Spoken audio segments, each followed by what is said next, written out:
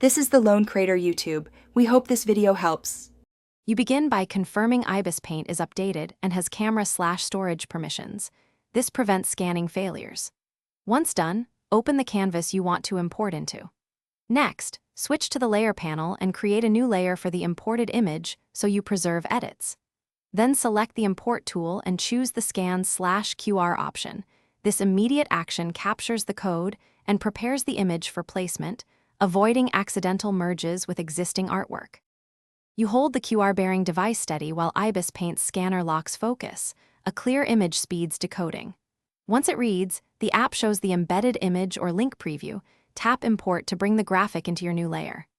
After import, use transform controls to scale, rotate, and nudge placement.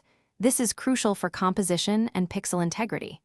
Make sure to lower opacity to trace or match colors, and use snap/grid if precise alignment is required for the design. You finalize by deciding whether to merge the imported image into your artwork or keep it on its own layer for non-destructive edits. Save an IPS project to preserve layers. When exporting, choose 300 dpi for print or 72 dpi for web and confirm sRGB to maintain colors. If the QR scan fails, try increasing the QR display size, reduce glare, or photograph the code and import the photo file directly into Ibis Paint. This workaround often bypasses scanner limitations and completes the process. Thanks for watching. Consider subscribing if we helped you.